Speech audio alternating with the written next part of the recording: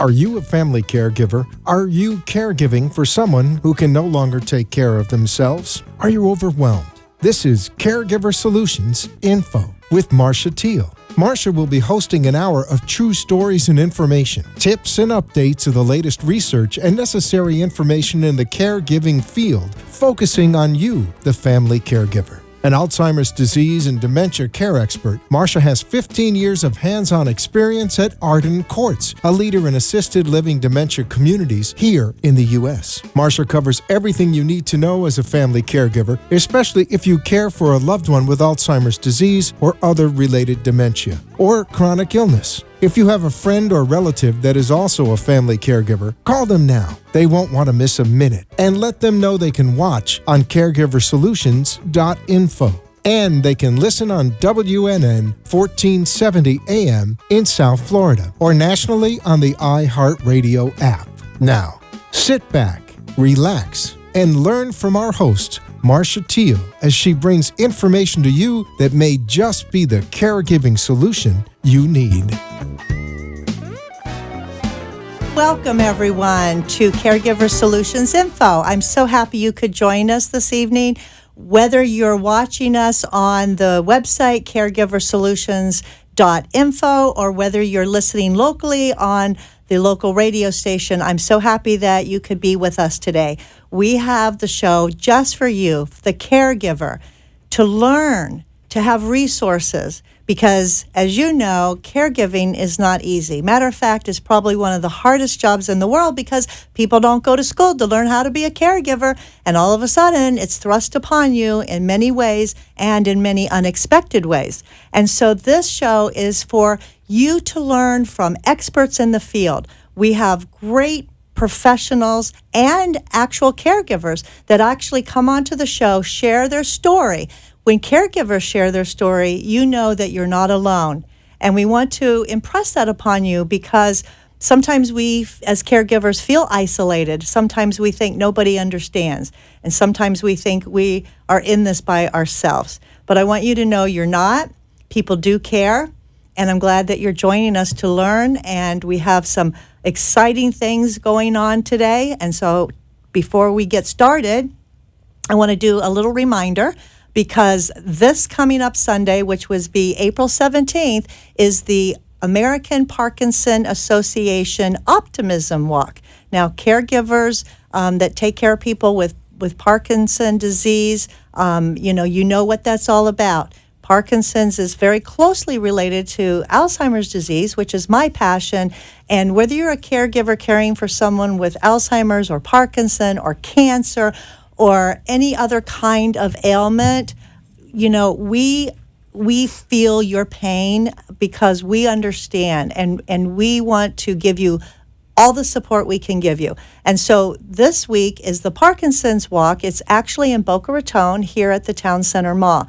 And if you're interested in attending, or if you can attend and you'd like to make a donation so that they can continue to do research for a cure for Parkinson, you can go to their website, which is www.apdaflorida.org. That's APDA Florida spelled out .org. And you can register to come to the walk. You can make a donation. You can find out more information about the latest research that's going on for Parkinson. And so I want to impress upon you to try to do that because we all need to support each other.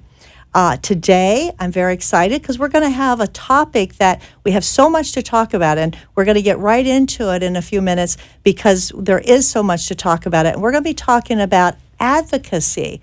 You hear that word, advocacy, patient advocacy. What does that mean? Why does a caregiver need to know about it and how it can help us? And so we have an expert in the field with us today that's going to share all of that and more. And so as soon as we come back from this quick commercial break, we'll be introducing Kathy Bowers to you. And so stay tuned. We'll be right back. Arden Courts is not just a place to live. It's a place to call home. Residential living combined with quality caregiving. This is the philosophy behind Arden Courts. Communities created exclusively for individuals with Alzheimer's disease and related dementia who would benefit from a safe and structured environment. For additional information about any of the unique services Arden Courts provides, call 888-478-2410 to locate a community nearest you. Inquire about our educational seminars, resource library, or support groups, or simply feel free to ask questions you may have about Alzheimer's and related dementias. At Arden Courts, we know, we understand, and we can help because memory care is all we do. Remember, call 888-478-2410 for additional information about any of the unique services Arden Courts provides. Make First Choice your first choice for home health care. First Choice is state certified for Medicare-covered services such as medical treatment and rehabilitation. Qualified healthcare professionals come to your home and work closely with your doctor to build a care plan designed to get you back on your feet as soon as possible. Founded and operated by registered nurses, First Choice Home Health is dedicated to providing exceptional home health care. Their highly skilled medical professionals have the knowledge and ability to provide patients quality care. Call First Choice Home Health at 561-296-2770. That's 561-296-2770. And tell them you want them as your first choice. You are listening to your host, Marcia Teele, an Alzheimer's disease and dementia care expert on CareGiverSolutions.info. If you have a question or wish to share a story, call into the show at 888-565-1470 and talk with Marcia. Now, back to Caregiver Solutions. Hi, everyone. Thank you for watching Caregiver Solutions Info, the show just for you, the caregiver. Today, we'll be talking about patient advocacy and what that means and why it's important. And we have a special guest today. She is a patient advocate and more. And I'm so excited to welcome today Kathy Bowers. Kathy is the president and founder of National Patient Advocate, a company that does so much, and we're going to learn all about that. Welcome, Kathy. Thank you, Marcia. It's a delight to be here this afternoon. Well, I'm so happy to have you because this is something that is really important. It's a topic that I think a lot of people don't talk enough about or don't even know about it to talk about it. So I'm glad you're here to share with us today. I want to read from your website what National Patient Advocate, Inc. is all about. So it helps patients, their families, and other individuals navigate through the healthcare system, advocates on their behalf, and creates personalized plans for the tough challenges that frequently accompany illness or other healthcare concerns. Right? That's it in a nutshell. You know, it's very succinct, but I think it still lends itself to like, what did that mean? And, you know, people are very confused when it comes to the healthcare system and navigating the healthcare system. And for this to be a resource, I think it's phenomenal. But I have to ask you before we get started, you have a lot of letters after your name. And I know you have a lot of experience and you have a lot of education, and that's why you're doing what you do. But after your name, Kathy Bowers, CP, CSA, MSA, NCG. Can you tell me what all that means? Sure. And I never thought I'd be one that would put all these letters behind my name, but I'm very proud of the work that I've accomplished. CP stands for Certified Paralegal.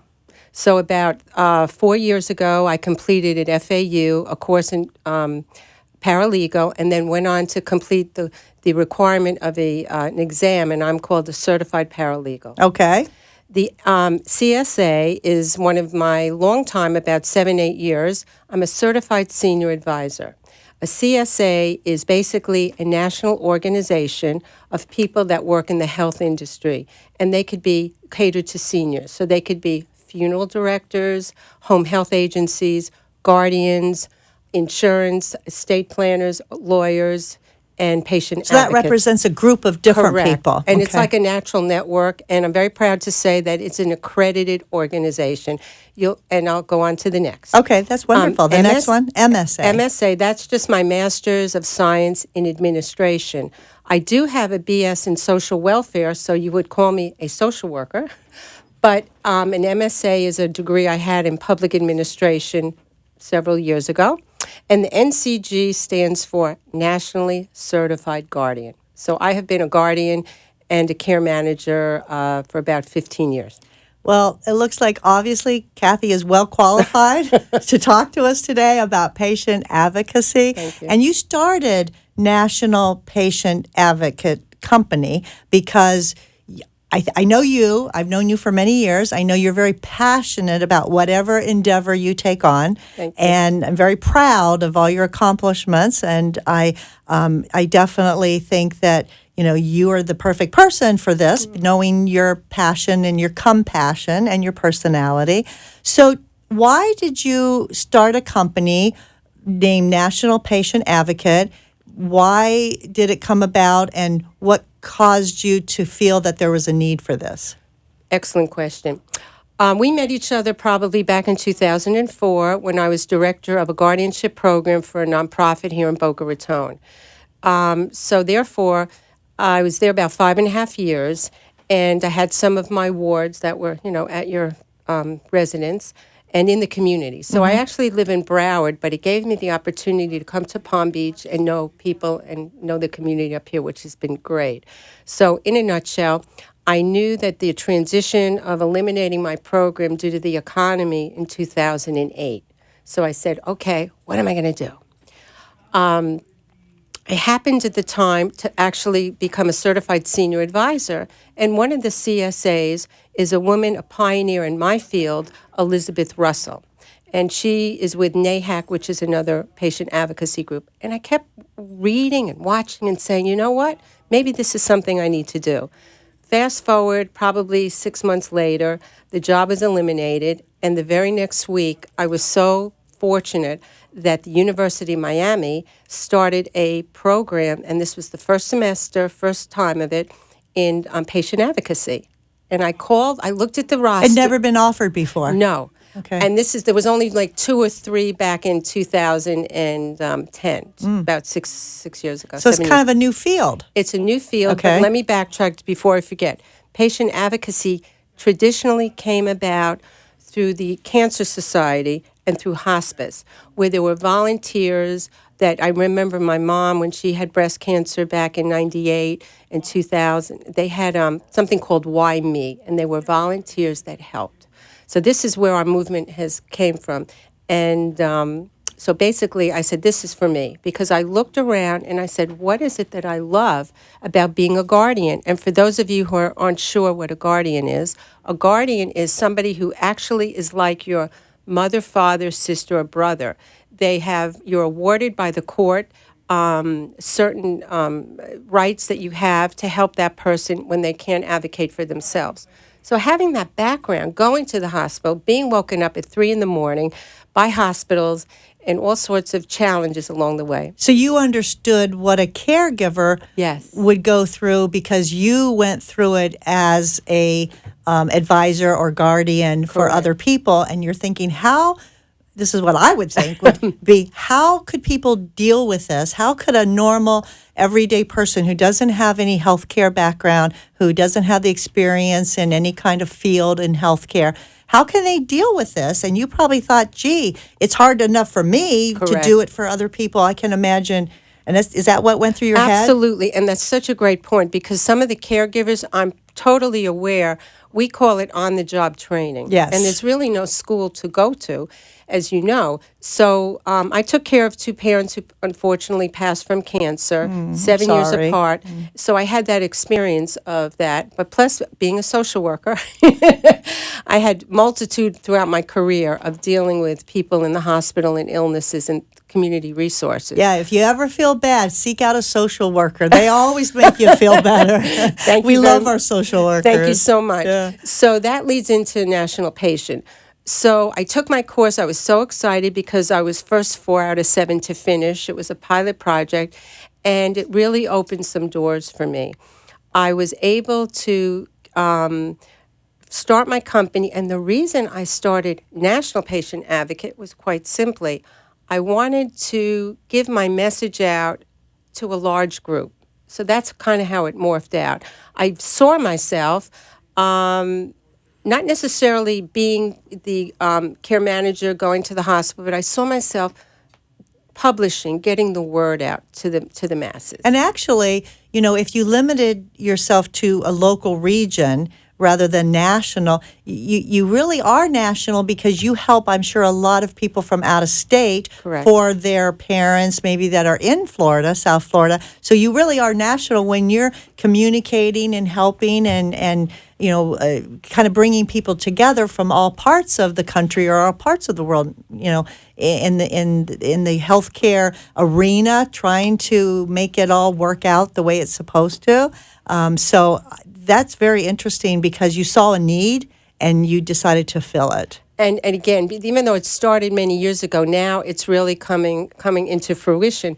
I'm proud to say that we have a certification process that's in place on a national level. So we see a need to get us accredited, and we're going to have a new name. And we're going to be modeled after similar to the Aging Life Care Associates, which were formerly known as geriatric care managers. Yes. The process that they went through. So it's really exciting. We're on the ground floor, and it's just really a lot of good stuff going on. Well, you just mentioned geriatric care managers, okay? So, and your background, you're a social worker, you've been a geriatric care manager, you've been a guardian, you have all of these experiences and qualifications and certifications. And on our show in previous months and weeks, we've actually had a guardian, a social worker, a geriatric care manager, and they explained what they do, right? But it sounds like you do all of that and more. Well, it depends. Actually, I can add to my resume that I'm a job coach because I just don't serve seniors or old, I serve everybody. I had 2 clients with disabilities, okay? So they've had some challenges in that arena. And I got calls from the parents saying, could you please help my son get a job? And I said, well, we can go through VR and things of that nature. Interestingly enough, because people do hire me, because they can kind of get through the system on their own. And there's great books and great resources, thank goodness, on the internet. However, when you have to get out of the box, you need someone who can get out of the box. So therefore, VR was not successful because he had some behavior issues. What's VR? Oh, I'm sorry, vocational rehabilitation. Sorry about that. Was not able, because he had some behavior issues, to work with him. So I was able to break through that barrier, and I became a job coach. So you're always expanding. That's exactly. Good. So you help actual patients themselves. Absolutely. Because we, obviously this show is about caregiving, and some people that you help can do it on their own because they don't have dementia. But you also would help the caregiver, correct, who is trying to navigate on behalf of their loved one. Perfect. All right. So how would you give me an example of how you would help? Let's say there's a wife whose husband has dementia, and maybe she's elderly, and maybe she doesn't have a lot of resources, and all of a sudden her husband ends up in the hospital, and the doctors and the hospital, they're all calling her, and they want her to make these decisions, yes. And she doesn't know what to do, and she's like intimidated maybe.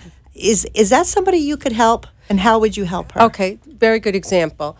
I've had clients that call me because, now let me just back up a little. Let's talk about what I consider a continuum from 1 to 10. Continuum would be maybe somebody like this wife that you're asking me about. It doesn't really have a lot of wherewithal, maybe the information, doesn't even know what a risk manager is, may not know what a discharge plan is. Right, she has no clue, and she doesn't. I mean, because she's never had to deal with this before, and she doesn't have the experience, and she's feeling pressured, and she doesn't know if scared and intimidated, and doesn't know what decision to make, or if it's the right decision, or if this is the first thing I do, or is this the last thing I do. Excellent. So therefore, then on the continuum of number 10, Oh my goodness. I love when I get calls from these educated people who maybe, as again, on the job training, have taken care of a loved one and maybe now dealing with it again. And they are well read, well articulated. I'm like the conductor. I direct them. So it's like, okay, have we thought about this? Have we thought about that? A typical good example would be for that woman in the hospital. The first thing I tell everybody to please do, if you walk away from the show today, please write this down or remember it. But every time you enter a hospital, please make sure when you, if you're able to, when you get into the patient registration, please review and ask for a copy of what's called a face sheet, FACE sheet. A face sheet is what will follow you throughout your stay in the hospital. And as a guardian, unfortunately, I would get calls 3 a.m. saying, we need informed consent to do this procedure on Mrs. Jones. And I would say, but I was just at the hospital 2 hours ago and spoke to the doctor. Well, we couldn't find your phone number because it was typed in incorrectly on the face sheet. So everybody has a face sheet when they go into the Correct. hospital, and they may not have the correct information, which is Correct. going to set you up for failure from the get-go. And unfortunately, within certain situations, the hospital will treat your loved one without informed consent because they couldn't get the consent. So they do it anyway? In an emergency situation, they probably would. I'm not talking about let's take a test, we need to get an x-ray. There might be some life-threatening movers that, especially when you come into the emergency room, in some states, in some situations, you somewhat like relinquish some of your rights in a way because they have to keep you alive or, So that's very important. So getting back to this young lady, this woman, the first thing I would do was meet with them, and then I always want to talk to the discharge planner first. At the hospital? Yes, because believe it or not, the second you're in the hospital, you're already being discharged. It's like They always start the process before you're out the door. It's amazing that everything's trackable and measured. And maybe at another day, you might bring another expert in to talk about observation versus admission and how that's changing with Medicare. Because you could be in a bed, be admitted in the ER, go up to a bed, and then you're actually not even admitted. You're actually under observation. A lot of people don't know. We talked about that once before on the program, where people don't even understand that process. That's right. And so you could check that out I for would them. check that out. So what I do is, the first thing I do is I identify who are the key people in the hospital. I walk right into the risk manager's office. And for those of you who may not know what a risk manager is, they're the people that usually are in a hospital, and they're responsible for making sure that they ward off problems, potential law issues. They don't want to get sued. So when I go and meet them, I say, hi, I'm Miss Bowers. I have a patient so-and-so. Please tell me who are the key people I need to meet. So you are getting armed with, and this is easy for us to do yourself. Oh, I was going to ask you, do you have special privileges as an advocate to just walk in the risk manager's office, or can anybody do that on behalf? Anybody can do that. Okay. Okay, so ideally, if it's during the day, you would walk in and say, may I please talk to the risk manager? And unfortunately, you're probably going to find them around the hospital with skates on. But why is it important to first talk to a risk manager? I like that approach because it's been my experience, it gets an extra set of eyes on my patient. Okay. So let me follow the scenario. Right. So I go into a hospital down here in South Florida. I go talk to the risk manager, and they may have a multitude of different titles and delegations to a nurse, let's say. And she's pulling up the file. I have my HIPAA form. I'm ready to go with authority. Meaning that you're allowed to Authorization. get the information. Correct. And then I'm asking her certain things, and then I'm also identifying certain situations like who's in charge at night. I don't know how many people in the audience, myself included, have tried to call a nurse's station to try to get information about a patient. And you can't find them sometimes. Some hospitals, they have cell phones and whatever. But That's a great question. I mean, most people don't think about that. And at 10:30 at night, when things are quiet and there's an emergency maybe, so you always want to also put on the list the face sheet, the risk manager, and please don't forget, it's usually called a nursing supervisor. It's the person on the weekends and at night that is in charge of the hospital.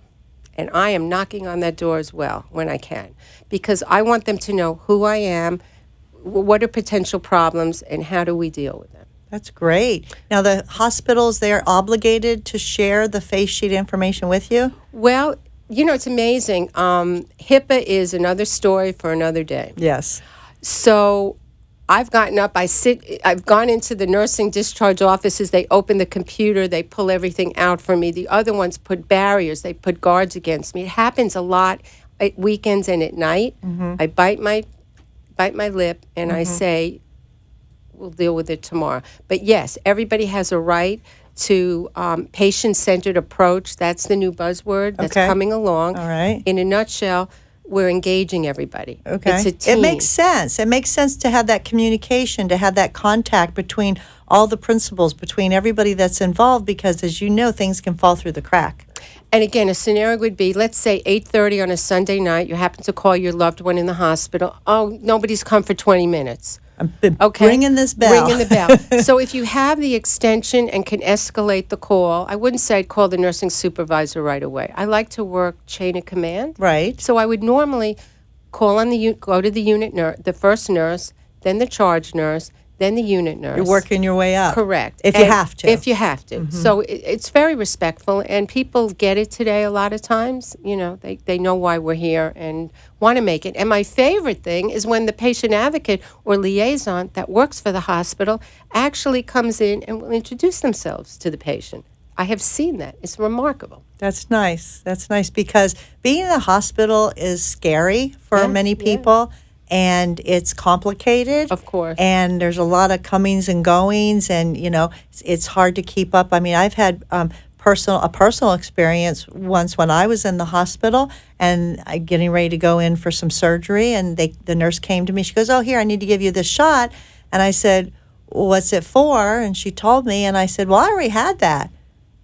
And she said, "You did?" And I said, "Yeah." And so she goes to the foot of the bed, and she looks at it. She goes, "Oh, yeah, you did." Now, I was my own advocate, but what if I was out of it? What if I didn't understand what was going on, or I wasn't aware enough to question that? And I would have gotten double of the shot, and who knows what the consequences would have been. Unfortunately, I think it's up to about 60% of medical errors in the hospital. That's another tale, another story about the ways to help be a safe patient in and out. But you're 100% right. So getting back to the initial thing, how do we differ? How does my vocation differ? I actually do get hired by care managers and guardians, because I say to them, look, who wants to get that call at 3 o'clock on a Saturday afternoon when you're getting ready to go out to dinner? Kathy does. I do.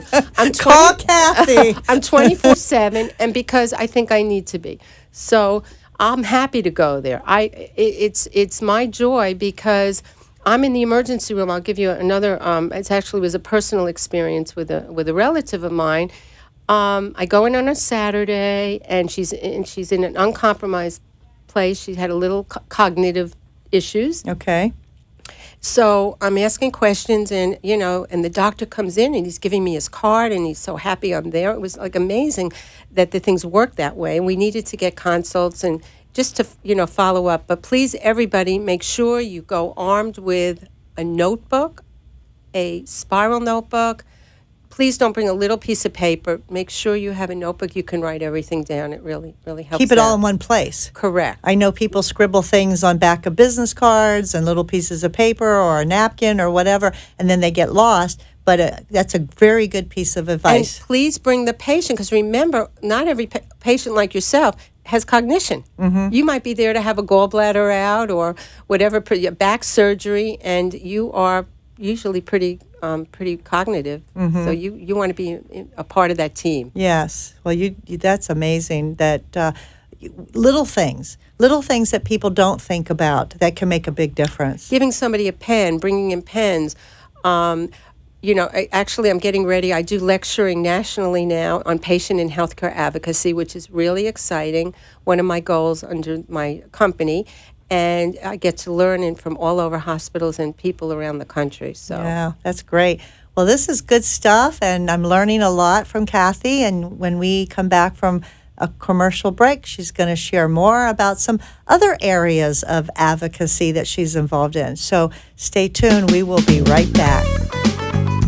Do you need the advice of an elder law attorney, but perhaps find it difficult or overwhelming getting to appointments? The solution is the Elder Law Department. They bring elder law to you by meeting with you in the comfort of your own surroundings to discuss your personal situation and family needs. In practice since 1994, Heidi Friedman is a member of the Elder Law section of the Florida Bar. She and her team help families with issues that include incapacity and estate planning, asset preservation, veterans benefits, and other legal issues that seniors may face. Call the Elder Law Department at 954-383-1143. 954-383-1143.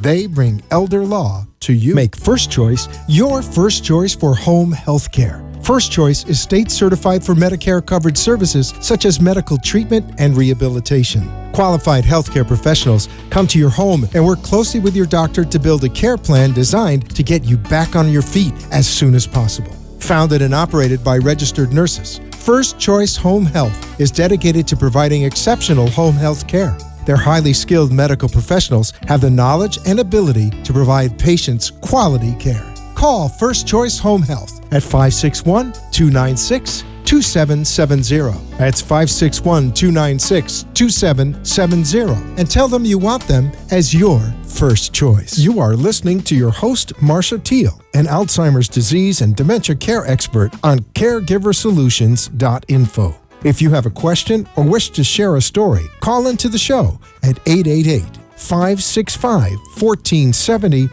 and talk with Marcia. Now, back to Caregiver Solutions. Thank you for watching Caregiver Solutions Info. I'd like to thank our national sponsor, Arden Court's Memory Care Community, for helping make this program possible, in addition to our local sponsors. Arden Courts is one of the leaders in Alzheimer's and dementia care, and they are located all across the country. They have many communities, hopefully one in your area. So Arden Courts is different because they know, they understand, and they can help because dementia care is all they do. Not only does Arden Court care about the resident who comes to live at one of the Arden Court communities, but they also care about you, the caregiver. And because of that, they'd like to offer you a free 36-hour day book written by Dr. Peter Rabins. This is what it looks like. It's currently in its 5th edition, which means that it's a great book because they keep producing it and updating it. And it's a wonderful guide on caregiving for not only caregivers, but their family members to learn and understand, and also for healthcare professionals that would like to learn more about Alzheimer's disease, different types of dementia, how to care for someone with the disease, how to communicate better with them. And it's a wonderful book that Arden Courts is offering free to you just for the asking. All you have to do is call the Arden Courts toll-free number, which is 888-478-2410, and tell them that you heard about this offer on the Caregiver Solutions Info program, and they'll take your name and your address and mail a book right out to you. So it's a great book to add to your library. If you know somebody and you think they would benefit from having this book, then call us and give us their name and address too, and we'll send it out. So don't forget 888-478-2410 and ask for the 36-hour day book. So we're back with Kathy Bowers. Kathy is the founder and president of National Advocate Inc., Patient Advocate Inc., and she's talking today with us about what is a patient advocate, why we need one, how we can be better patient advocates ourselves, right, Kathy? Because, I mean, a lot of times, you know, we're thrown in the situation where we need to become a patient advocate, not only for other people, sometimes for ourselves, like I explained with myself, you know, saying, no, I had that shot, I don't need another one. But sometimes caregivers need a professional patient advocate, and that's what we're talking about, what the services that you offer. So I have a question. We've been talking about in the hospital and how things happen in the hospital. Is all your advocacy done through the hospital? No, it really, it goes everything from helping them sort out their medical bills, I get a call, oh my goodness, my mother was in there and we have these incredible bills, or we weren't billed correctly. So just as one can sit down and get what's called an explanation of benefits, and especially if you're on Medicare, you might get your supplement to try to match those up. And really, it's very tedious sometimes. What about at doctor's offices? Do you? Yes, so I'll accompany them. I'll go to doctor's offices. I do a lot of work actually in my home office. So once that I have the patient established, it's a routine question of faxing over releases, getting information, making myself known, and being a part of that. As a matter of fact, one of the trends in the marketplace, unfortunately, I'm in the baby boomer generation, and a lot of baby boomers may not have children or sisters or siblings. They may be, friends. They just may not have somebody who could step up and take care of this for them. Or so I've actually had people that I have on my caseload that have usually paid me ahead. I usually use a retainer. Just in case. Just in case, Yes, like exactly. like an attorney. Correct. Just in case I need you, I know you're going to be there for me. Correct. Well, that's a great idea. And I have copies of all their doctors, so I'm ready to go in a minute if they need it. So they're being proactive Correct. by saying, if something happened to me, Yes. this is all the information you're going to need, and here's to get you started.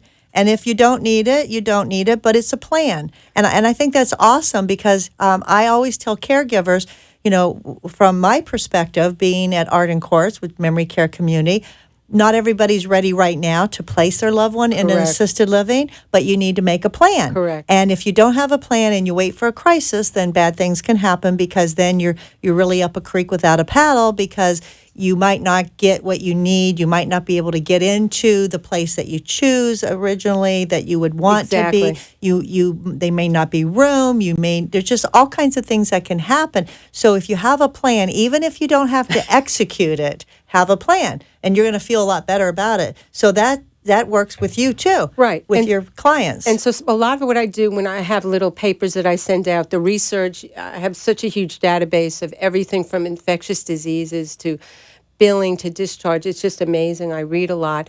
But I do proact, and I tell clients to make a site visit. So that's another thing.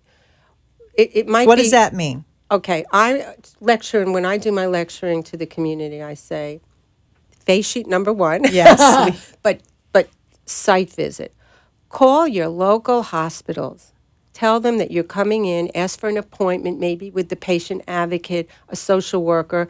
If they don't have anybody on staff, go right to the administration. I'd like to come and visit the hospital first. You mean like take a tour? Correct. Absolutely. Who does that? Probably not enough people. But again, what I'm trying to have people do in your local feeder hospitals, maybe there's 3 or 4 in the Delray Boca area, if you go and get the business cards, if you know who the players are, who the risk managers, who's the nursing supervisor, who's head of case management. Then you're ahead of the game. You're ahead of the game. It works so much better that way. I think that's a fabulous idea. I never thought about calling the hospital and saying, I need a tour. Because, even when you go to a hospital and you want to visit somebody, it's very confusing. Which elevator do you take? Which way do I go? Where's this? Where's that? And I think if you feel a little bit more comfortable before you actually were thrown into there, I think it would go a long way in helping someone to be able to navigate literally and figuratively. Exactly. Again, it's just being prepared, as you say, proactive. I think saves a lot of stress, where you don't have to crisis manage a case. So some of the calls come in. Unfortunately, we need to look for services outside of the local community. And how do we do that? Right. So call me, well, I'd like my mother to go up to this hospital and that hospital, even it could be to West Palm. Or You want to know which hospital. If you have a choice, if it's not an emergency, Correct. I think if it's not an emergency, because if you have an emergency, the EMTs that come, the ambulance, they're going to take you to the closest hospital. Correct. But if it's not an emergency or you have an elective procedure, you can choose which hospital you prefer. Right? Great point. I can't believe that's great because I used to work up in Boca Raton, but I lived in Fort Lauderdale. And if something happened to me up here, maybe 30 miles away, I want to go back to where I'm at. If it's treat the emergency, but if something I need, a heart procedure, God forbid, I tell people, leave the hospital. You can, let me say tell. I usually give options, so let me backtrack. It's very rare that I say you should do this or should do that, but occasionally you have to. Sometimes you have to. Sometimes people, no, see, I know what you mean. Sometimes people have to hear that. You need to do this. This That's is right. You know, sometimes it's non-negotiable because That's it's correct. such a situation. But I'm like you, like give people options and let Right. them make their own decision, whatever Right. they're comfortable with. But you do have that option of going to the hospital of your choice, so that you're near family and Correct. friends and people who can visit you and take care of you, and maybe where your doctor is located. Right, and if you're on a cruise or you're in California, what happens? So then they help arrange. Hopefully they have travel insurance. Please, everyone, try to take it when you go on a cruise. Is that a good idea? Yes, it is. I myself had a terrible mishap. My first cruise ever last year in Cozumel. It's a long story, but I walked into a plate glass, and I ended up in a hospital with my girlfriend with me, and I was my own advocate, but I turned it over to her. So I was awake and cognizant, but I was out of my element. Wow. Yeah. And also, I think when you do travel, or not even just travel, I mean, you don't have to go out of the country or out of state to travel. You can travel across town. Correct. And I think everybody needs to designate a healthcare proxy, a healthcare Yes. surrogate, and keep that with you, so that if something did happen to you, you know, it could be you that they call. It could be a friend. It could be a relative, somebody to call, and that probably is part of your plan that you Absolutely. help advocates with. Great point. If you come into my car right now, you'll see my living will in the glove compartment. See, that's right. That's a good place for it. You know, you want to have that so it's available, because a lot of people, and we talk a lot about that on this program, about making sure you have your legal documents, Yes. your durable power of attorney, your healthcare proxy, your healthcare surrogate, your living will. You know, do you want to be, you know, hooked up to a lot of machines, or you want to go naturally, or whatever the case may be, your DNR, you know, do not resuscitate order. So these are important. And I know as an advocate, you go through all of that with everyone to make sure that you know what they need, and if they don't have it, and get it for them. There's something else I want to talk about that I saw in my research on your company, and I'm sure that it would be something that is important to know, but it also needs some definition. There's elder caring coordination Correct. versus elder Mediation. Sure. So elder care coordination versus elder care mediation. First of all, what does that mean, and are they different, and how are they different, and why do we need to know about that? Okay, great point. About 4 years ago, I decided to become a Florida Supreme Court family mediator. Again, a lot of what I'm doing is negotiation, is problem solving. I was trained as a total quality facilitator for corporate years ago, solving problems, engaging people. So you're a professional problem solver, right? So, in a nutshell, I thought, what would be the right vehicle? And at this time, there's a new type of mediation. It's called elder mediation and shared decision making. So, I'll give that another point. It's called SDM, if you want to write it down, shared decision making, SDM. And that comes across now in all facets, not just in mediation, but in the medical field. But it's specifically for the elder population? It's for every population. SDM comes out recently of engaging the family, engaging the patient. Okay? The patient-centered approach. I'm the center. It revolves around me. And then, of course, you have some of the dynamics. But unfortunately, with mediation, you could have a situation where, with all good intentions, mom might have a living will, healthcare surrogate, quote, her ducks in a row. Mm-hmm. But then when it comes to maybe a challenging situation, maybe a catastrophic end-of-life illness, she's got the paperwork. She's articulated over Thanksgiving 1,000,000 times through the years, I don't want plugs, I don't want tubes, I don't want anything. But then she might lose some capacity and can't make that decision for herself. Because now she has some dementia. Right. And then you might have a significant other involved and 2 children. Mm-hmm. And everybody has a different opinion. So now they're fighting. Correct. Because you and I know there's very commonly in our field, when you're dealing with, you know, the people that we deal with caregivers and dementia and just, people in general, there are family dynamics where people don't agree. And then who loses with that? It's the patient who loses, Yes. right? So is it your job to, as a family mediator for elder mediation, to get the parties all on the same page? Correct. Is that what you do? So basically, mediation is, if any of you have had the experience to go through it, it could be done one of several ways. This is something new in our industry. We call it co-mediation. And think about that for a minute. It's really a unique idea. Co-mediation would be, let's go back to that family scenario. Let's call Jane the mother, Frank the significant other, and Jack and Jill, the children. Okay, Okay. so we've got 4 different people. Right. And everybody has a different thought and a different process. So basically, and that's where, to be honest with you, my background as a guardian, what's in the best interest of the person? You can see that people have certain motions or like things they want to do, right? Like, this is what I want to do. This is what I motion for. And it might be Frank might have one idea, Jack and Jill might have other ideas. And they all have a motion that this is what they would want to move to. But I think that what's really important is what lies beneath the motion is the motivation. So what's the motivation causing the people to make that declare what their motion is? It's a motivation. I think, you have to look at why are they saying that? What are their motives, that's motivating them to these motions? I know that's a lot of M's, but No, it's true. but I think you follow what I'm saying. And people have different motives, and you have to find out, well, why does the son not want mom to go into the nursing home, but the daughter does? Well, maybe it's because the son had lost his job and he's lazy and he doesn't want to get another one, and he doesn't want all his mother's money being spent at the nursing home because my sister can take care of her, let her do it, and then when mom dies, he'll have a bigger inheritance. So these are things that occur within families. Correct. Called family dynamics. Correct. When people have different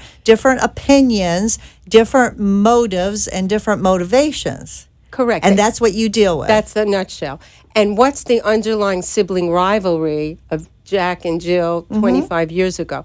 So listen, it's the reason we bring co-mediation is, so I would be brought in as the social worker, patient advocate, but then I might team myself with the CPA or the attorney.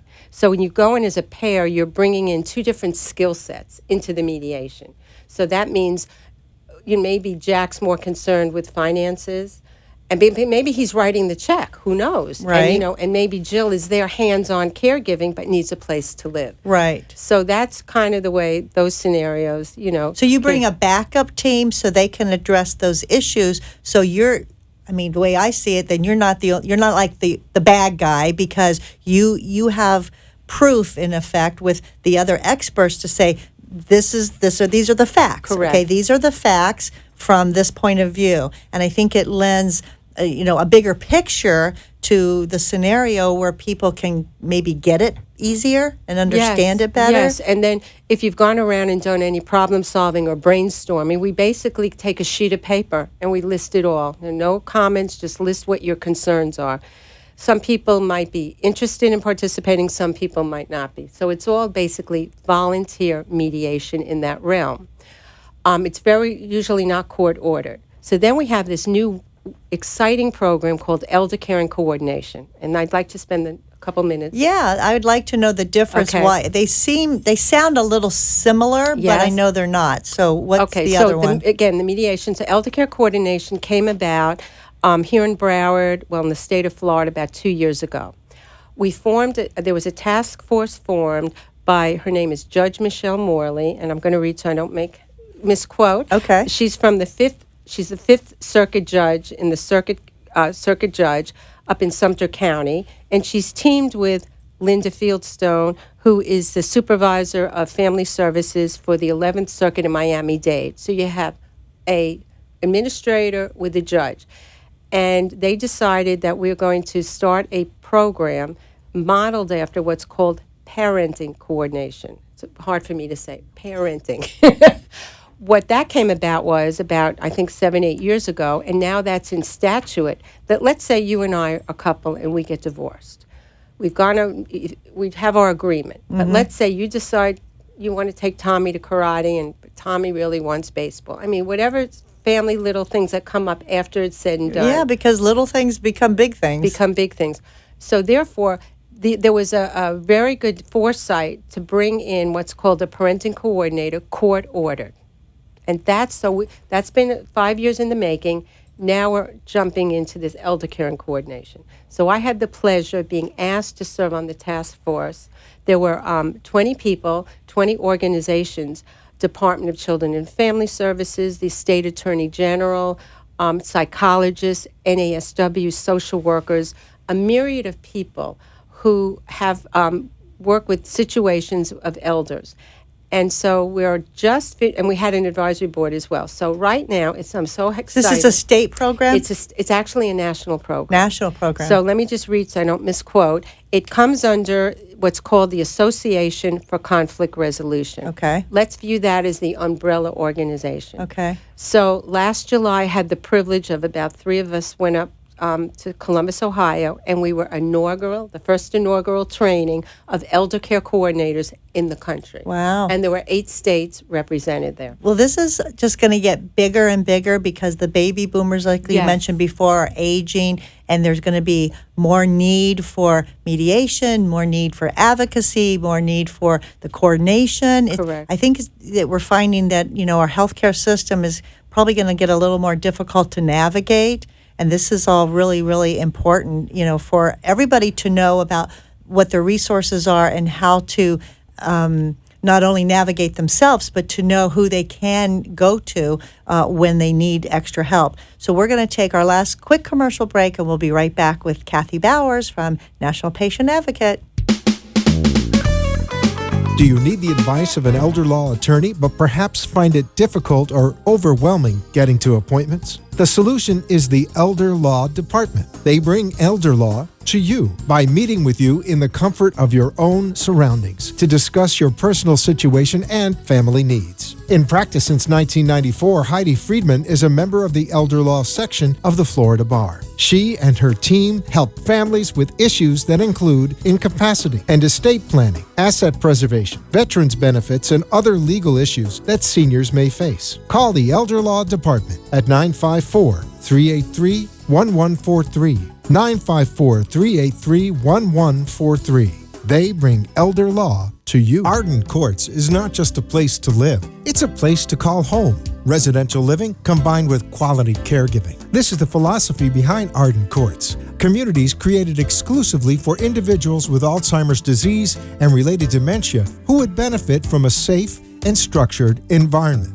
For additional information about any of the unique services Arden Courts provides, call 888-478-2410 to locate a community nearest you. Inquire about our educational seminars, resource library, or support groups, or simply feel free to ask questions you may have about Alzheimer's and related dementias. At Arden Courts, we know, we understand, and we can help because memory care is all we do. Remember, call 888-478-2410 for additional information about any of the unique services Arden Courts provides. You are listening to your host, Marcia Teele, an Alzheimer's disease and dementia care expert on CareGiverSolutions.info. If you have a question or wish to share a story, call into the show at 888-565-1470 and talk with Marcia. Now, back to Caregiver Solutions. And we're back with Kathy Bowers. Kathy has been sharing with us all about patient advocacy. Kathy has a program and a company called the National Patient Advocate that we're talking about how to be a better advocate and when you don't know what to do and how to learn how to be an advocate. And if that fails, you just call Kathy. So, Kathy, as we wind up our program today, I want to say how thankful I am that you're here and sharing this information. It's very informative. Share with us some of your special tips maybe or closing remarks of what you would share with caregivers Sure. of how they can be better advocates. Thanks. I'm just going to finish up with the elder care and coordination. So we're very blessed here in South Florida. The 15th Judicial District, which is Palm Beach County, and the 17th, which is Broward County. We have this pilot project in stage 2. So there are already cases going on and in existence, and I was so thrilled. I got appointed and asked to serve as I'm an elder care coordinator for Broward County. Congratulations. So it's really exciting to be a pioneer. Absolutely. And see how that all shapes out. But in a nutshell, it is court ordered. So the basic difference will be similar to parenting coordinator. The judge will say, okay, you're ordered to see the ECs, elder care coordinators, who will come up with your feedback and put together a care plan, and it does report to the court. Okay. So that's really exciting. It's important to have a care plan. Yes. Like, again, have a plan. Yes, Yeah, and you'll see a lot more coming. And the last thing, I can't be remiss without discussing resources. Absolutely. That's my thing. I'm the referral specialist as my nickname. So therefore, I'm going to share with you, of course, I hope everybody is aware around the country, if you're listening into other places, in most states they have what's called 211 or 311. 211 is a free information and referral hotline available. In Florida, we have under our state of Florida Department of Elder and Elder Services, we have a multitude of aging and disability resource centers. So where do you get the information? Some of them, Broward and some of the other counties, do publish a book, but it's also available online. So if you could remember 211, that would be the place to call. Okay, Kathy, tell us how they can reach you if they can call you and get more information. Okay. My name's Kathy F. Bowers. If you can remember that, you can Google me up as Kathy F. Bowers. I do come up. Can they call you directly? They What's can your call phone me number? directly at 954-792-1330. And please, if it's 24/7, Call Kathy. 3 in the morning, call Kathy. I want to thank you again, Kathy. It's my been pleasure. great being with you today. And to everybody else out there, stay tuned because next week we have another wonderful show for you on Caregiver Solutions Info. And in the meantime, don't forget, give someone a hug because they need it and so do you. Take care. I'll see you next time. Thanks for joining us for this week's Caregiver Solutions with Marcia Teele. Join us next week as Marcia, who has 15 years of Alzheimer's disease and dementia care experience, brings you more needed information to help with the care of your loved one. This show can be seen again on caregiversolutions.info, and questions can be left on the site, which may be used on the program to help others. See you next week for more Caregiver Solutions.